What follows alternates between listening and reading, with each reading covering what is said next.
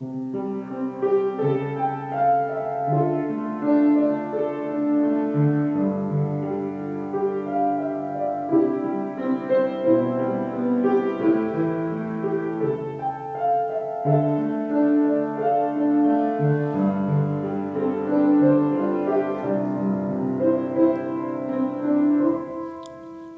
나의 이름 부를 때 나의 이름이 존귀케 되리. 주 내가 어딜 가든지 나와 함께 하시네. 주 나의 이름 부를 때 나의 이름이 존귀케 되리. 주 내가 어딜 가든지 나를 지켜주시네. 날 써주소서. 날 받으소서. 내 생명 다해 주만 섬기리. 사랑합니다. 경배합니다. 내 생명 대신 나의 주.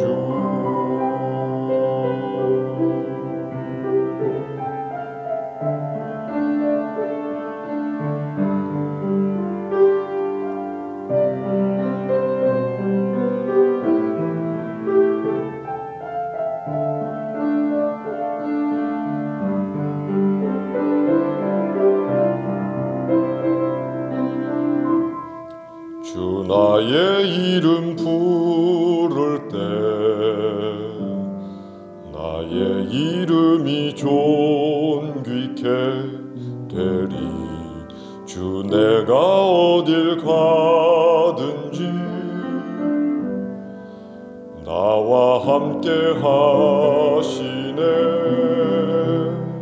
주 나의 이름 부를 때 나의 이름이 존귀케 되리. 주 내가 어딜 가든지 나를 지켜주시네. 날 써주소서. 날 받으소서.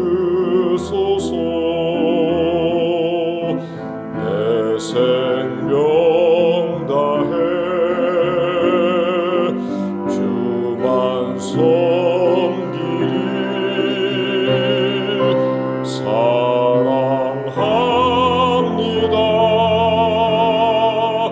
경배합니다. 내 생명 대신 나의 주. 날 써주소서. 날 받으소서. 내 생명 다해 주만 섬기리. 사랑합니다.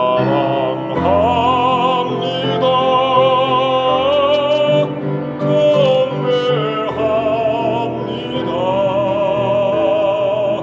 내 생명 대신 나의 주. 내 생명 되신 나의 주.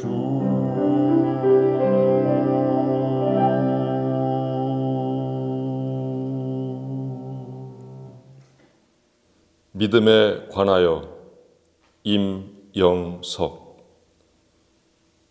나무를 보니 나도 확실한 믿음이 있어야겠다.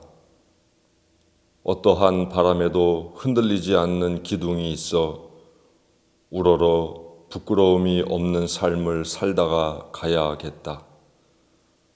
그러려면 먼저 깊은 뿌리를 내릴 수 있는 땅에 내 마음에 나무 한 그루 심어야겠다.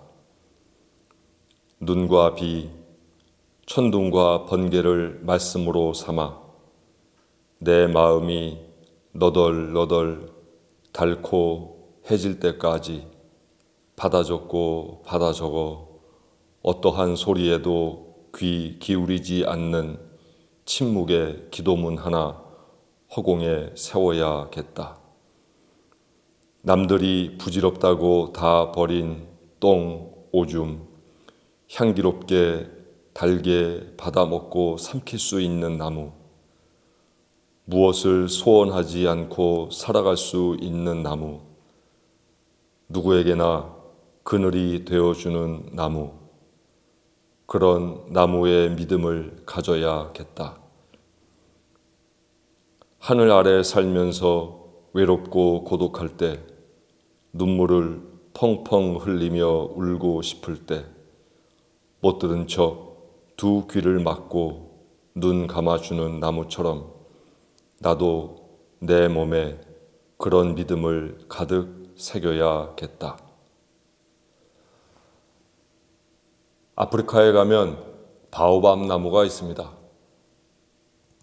1000년도 더 된 나무들이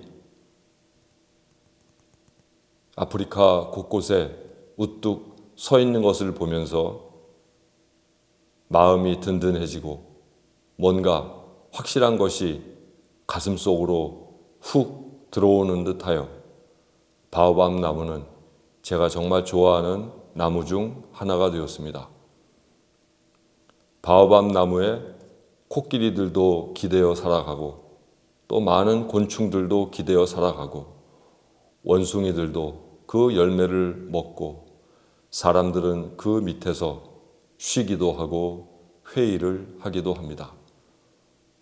큰 나무 하나가 어느 곳엔가 든든히 있다는 것, 거기에 무한한 생명의 세계가 펼쳐진다고 하는 것을 의미합니다.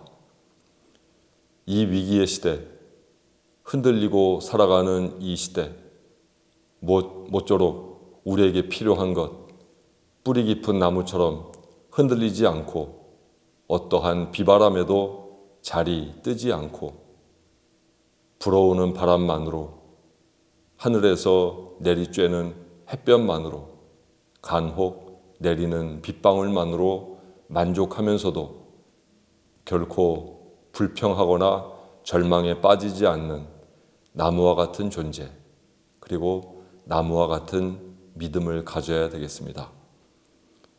오늘 시인이 말하는 것처럼 정말 이 불안하고도 엄중한 시대, 무엇보다 나무처럼 흔들림 없는 큰 존재가 되어 하나님께도 또 이웃들에게도 신뢰받는 우리 원천교회 식구들 되기를 간절히 바랍니다.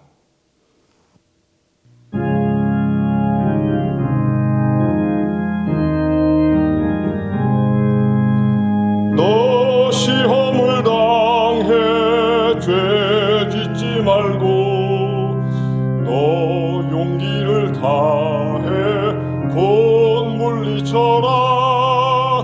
너 시험을 이겨 새 힘을 얻고 주 예수를 믿어 늘 승리하라. 우리 구주의 힘과 그의 위로를 빌라. 주님 내 편에 서서 항상 도우시리. 내 친구를 삼가 잘 선택하고 너행을 삼가 늘 조심하라. 너 열심을 다해 늘 충성하고 정성을 다해 주 봉사하라. 우리 구주의 힘과 그의 위로를 빌라. 주님 내 편에 서서 항상 도우시리. 잘 이기는 자는 상 받으리니 낙심치 말고 늘 전진하라. 내 구세주 예수 힘 주시리니 주 예수를 믿어 늘 승리하라. 우리 구주의 힘과 그의 위로를 빌라. 주님 내 편에 서서 항상 도우시리.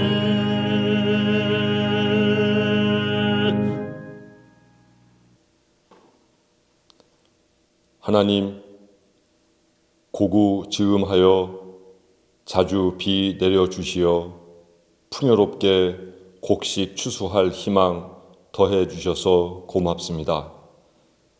쌀 한 톨 크기 새 등장하는 것 보며 종자 심어 놓고도 언제 싹트려나 했던 의구심 사라지고 저희 마음에 신비로운 생명의 힘 돋아납니다. 새봄 피었던 회양목 꽃의 향기처럼 보라색 수수 장다리 꽃의 고운 내음 온 마당 휘감아 돕니다. 이웃집 담장둑에 심겨져 해마다 피어나는 꽃잔디의 분홍꽃, 작은 산바람에도 일제히 물결치고 논둑머리에 자리한 돌단풍, 꽃대 높이 올려 작은 하얀 꽃으로 뽐내고 있습니다. 마당에는 하얀 옥매화, 겨울 눈송이처럼 소담스레 피어나고 여린 가지에 굳게 붙어 겹겹이 꽃 피운 노란 황매화도 아름다운 절기 만들어 갑니다. 산기슭에서는 막 잠에서 깬 칡줄기, 잎눈 화살촉 닮은 채로 점점 뻗어가고 잔대, 취나물, 미역취도 메말라 무채색으로 보였던 허황된 숲 푸르게 바꿔가고 있습니다. 고맙게도 다시 둥지 틀 자리로 교회 선택한 제비 내외, 참새 무리의 따가운 눈총 받으면서도 개의치 않고 새끼 기를 자리 손보고 있습니다.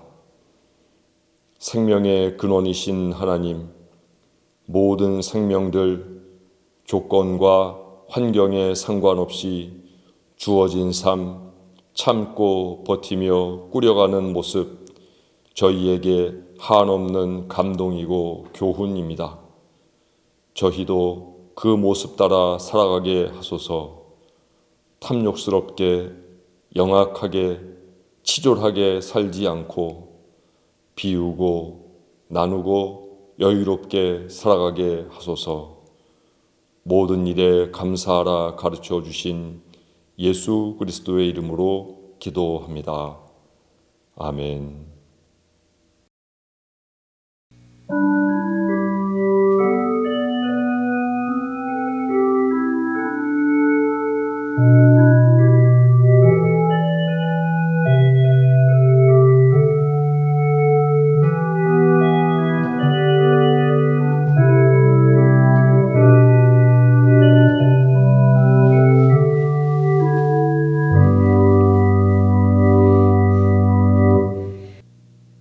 그리스도께서 우리를 해방시켜 주셔서 자유를 누리게 하셨습니다. 그러므로 굳게 서서 다시는 종살이의 멍에를 매지 마십시오.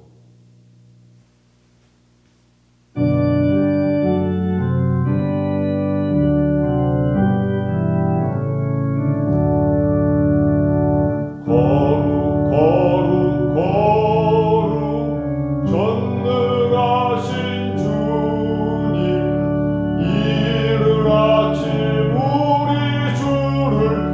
찬송합니다. 거룩 거룩 자비하신 주님 성삼위일체 우리 주로다.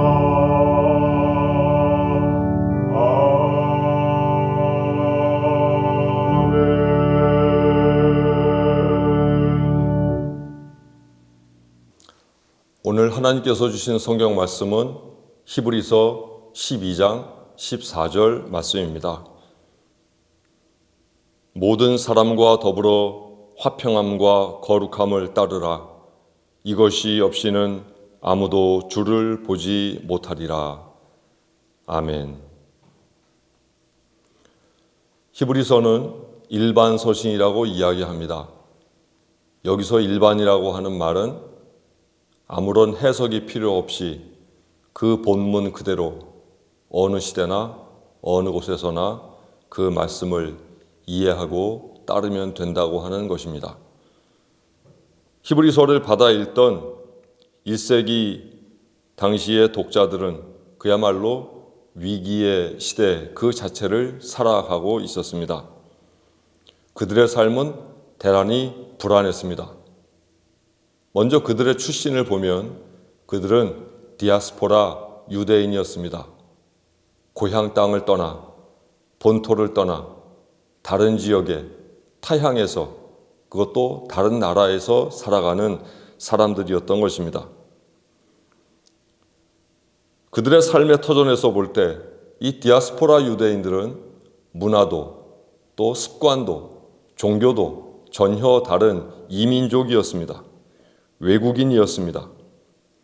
남의 땅에서 그곳 본토민들과는 뿌리가 다른 디아스포라 유대인으로 살아간다는 것.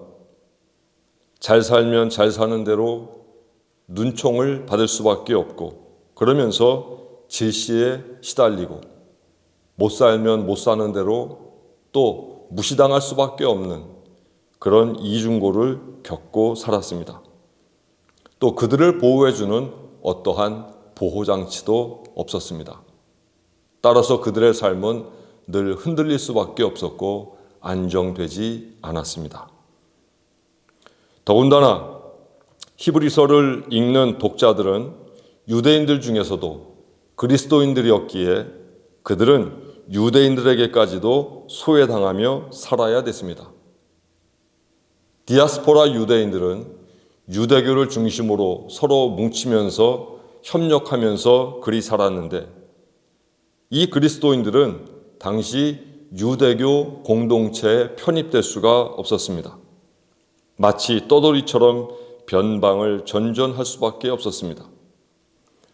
그 와중에 도미티아누스 황제라고 하는 포악한 황제가 기독교 박해를 하게 됩니다. 그들은 이 박해 가운데에서 큰 위기를 경험하게 됩니다. 디아스포라 유대인이면서 그리스도인들이었던 이 독자들은 도미티아누스 황제를 결코 하나님이라 주님이라 부를 수가 없었습니다. 그것은 그들을 지탱하고 있는 마지막 신앙의 보루가 있었기 때문입니다.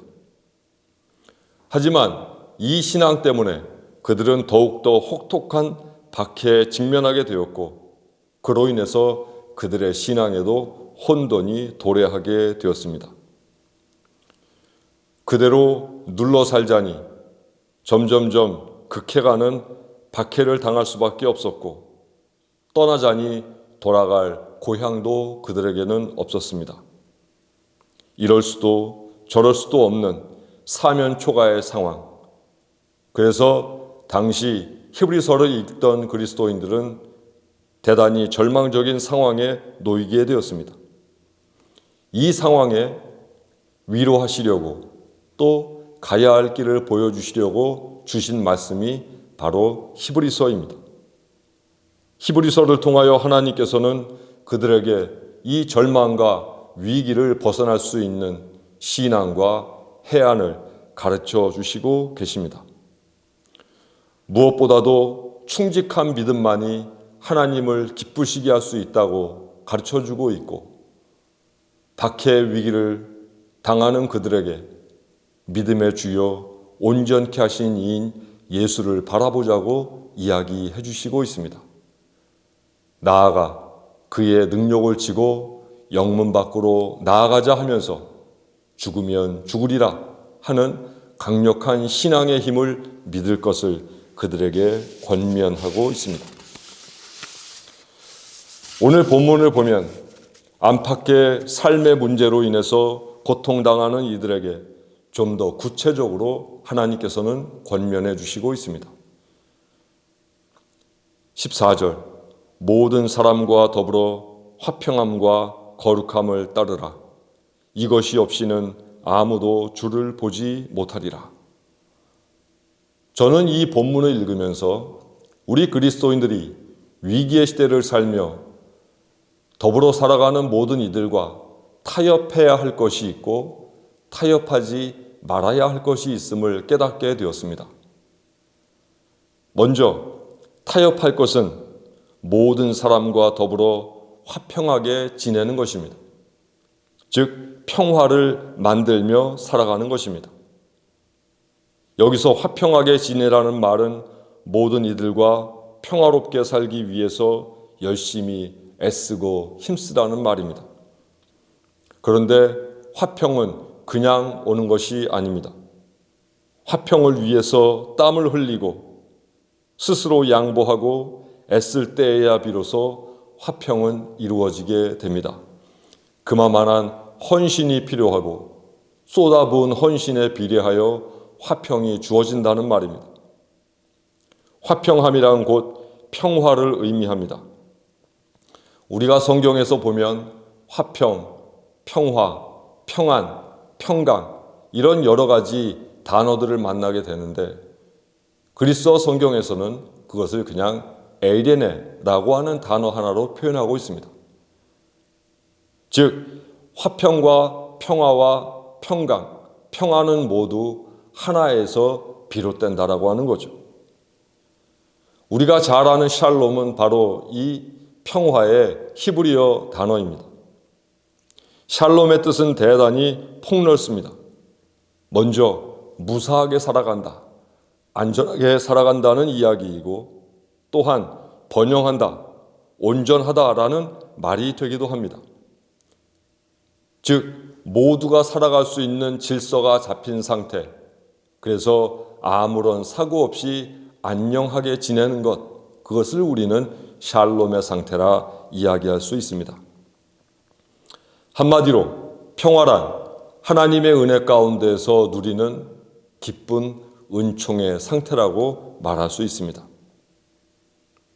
이것을 에베소서 2장 14절에 보면 그는 우리의 화평이신지라 둘로 하나를 만드사 원수된 것, 곧 중간에 막힌 담을 자기 육체로 허무셨다고 설명하고 있습니다.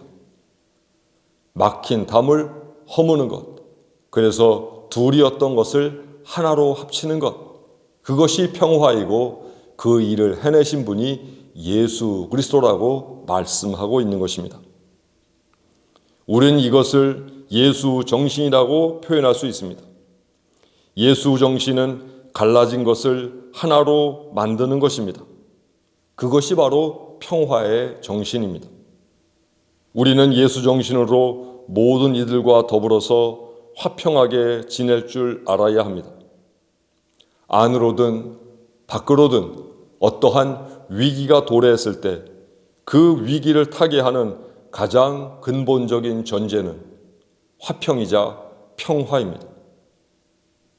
비록 본토민이 아니라 해도 그곳의 문화나 종교에 복속되지 않았다 해도 그리스도인이 예수 정신으로 모든 이들과 화평하게 지내고자 애쓴다면 당장에 닥친 모든 위기도 극복하며 살 수 있다는 말입니다. 따라서 그리스도인은 평화를 위해서 타협할 줄 아는 지혜와 해안을 지녀야 합니다. 하지만 여기서 그쳐서는 안 됩니다. 모든 이들과 좋게 지낸다고 하여 그것이 모두 신앙적인 것만은 아닙니다. 좋은 게 좋다고 모든 것을 그저 타협하라고 권면하시는 것은 아닙니다. 타협하지 말아야 할 것이 있습니다. 그것은 그리스도인이 반드시 지니고 살아가야 할 거룩함입니다. 평화를 만드는 것은 다른 이들과 어떤 부분에서든 타협할 수 있지만 그리스도인이 거룩하게 산다는 것은 결코 누구와도 무엇과도 타협해서는 안 된다는 말입니다. 평화가 본토민들과 하나가 되는 모습이라면 거룩함은 그들과는 다르게 살아가는 모습을 뜻합니다. 거룩함이란 하나님의 뜻에 따라 구별되는 것을 말합니다. 본토민들은 세속적인 가치를 추구하면서 살아간다면 구별된 거룩하게 살아가는 그리스도인들은 하나님 나라의 가치를 추구하면서 살아가야 합니다. 다시 말해서 거룩하게 산다는 것은 본토민들과는 달리 예수 그리스도처럼 살아가는 것을 의미합니다. 이것만은 결코 타협의 대상이 될 수 없습니다. 그리스도인이 그리스도인답다는 것, 예수 정신으로만 살아간다는 것, 하나님 나라의 가치를 신뢰하며 그 가치만을 위해서 헌신하는 것, 이것은 결코 타협의 대상이 될 수 없습니다. 모든 이와 평화롭게 살기 위해서 무진 애를 쓴다 하여도 스스로의 정체성이라 할 수 있는 하나님 나라의 가치를 양보해서는 안 된다는 말입니다. 혹 그리스도인이 모든 이들과 조화하기 위해서 예수 정신마저 타협하게 되면 일시적으로는 어떤 위기를 모면할 수는 있는 것처럼 보이지만 장기적으로 본다면, 하나님의 눈으로 본다면 그리스도인이 그리스도인다움을 지킬 때, 즉 하나님께서 우리에게 부여하신 거룩함을 타협하지 않을 때 오히려 다른 이들에게 더 신뢰받을 수 있고 위기를 근본적으로 타개할 수 있게 되는 것입니다. 그리스도인의 거룩함은 결코 타협의 대상이 되어서는 안 됩니다. 그 어느 것도 거룩함과 바꿀 수 없기 때문입니다. 이 거룩함을 그리스도인들이 놓치는 순간 목적하던 평화마저도 곧 깨지게 되어버립니다. 예수 정신은 천지를 창조하시고 섭리하시는 하나님의 뜻에 부합하기에 그 정신이야말로 보편적이고 우주적입니다. 보편적이고 우주적이라는 말은 누구에게나 어디서나 다 적용될 수 있다는 이야기이고 그것이 바로 변치 않는 진리라고 하는 말입니다. 우리 그리스도인들이 진실되게 예수 정신을 추구하고 예수 믿음을 가지고 살게 되면 다른 어떤 것보다 설득력이 있고 진정성이 있는 삶의 존재로 인정받을 수 있습니다. 따라서 그리스도인은 평화를 위해서 거룩함을 지켜야 하고 거룩함을 통하여 평화를 만들어 가야 합니다. 타협으로서의 평화를 지키고 타협할 수 없는 거룩함을 고수하고 살아가는 그리스도인, 그 모습이 바로 참된 그리스도인의 모습임을 잊지 말아야 합니다.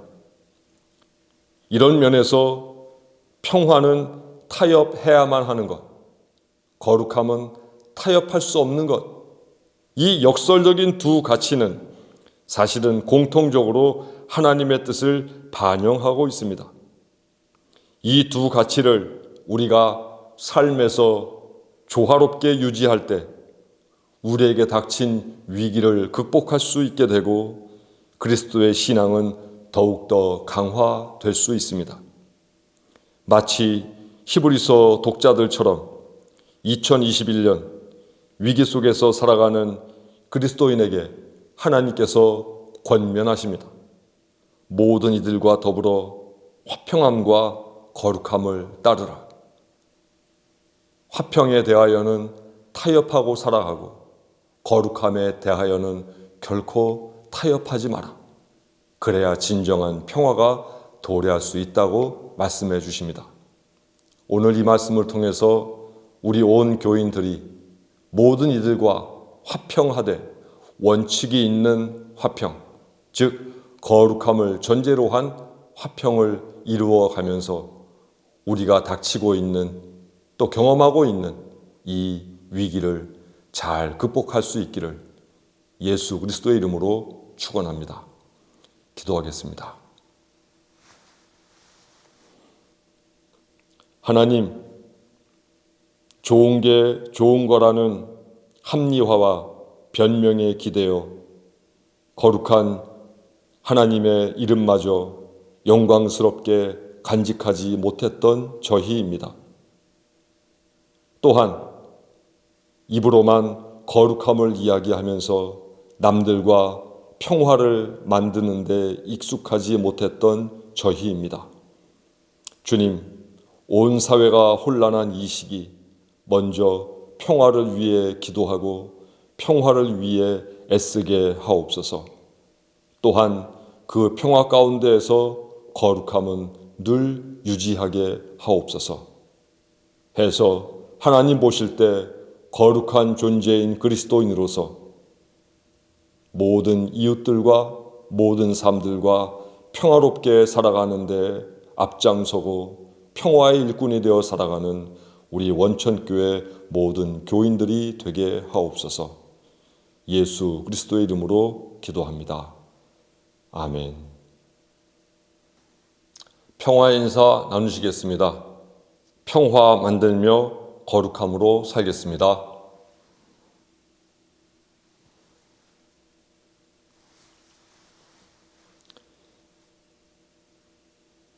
예수 그리스도를 본받아 사십시오.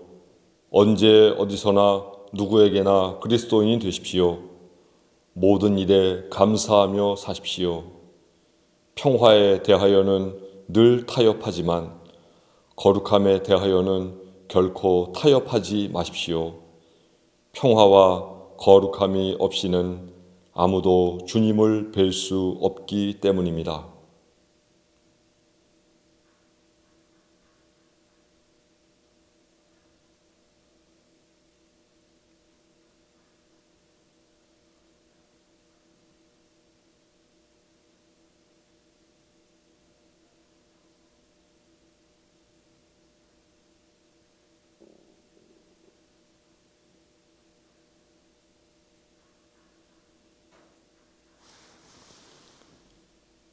지금은 우리 주 예수 그리스도의 은혜와 하나님의 크신 사랑과 성령의 교통하심이 모든 이들과 더불어 평화를 만들고 하나님 앞에서 결코 거룩함을 잃지 않고 살고자 하는 원천신앙 공동체 모든 식구들 머리 위에 지금부터 영원토록 함께 하시옵기를 간절히 축원하옵나이다. 아멘.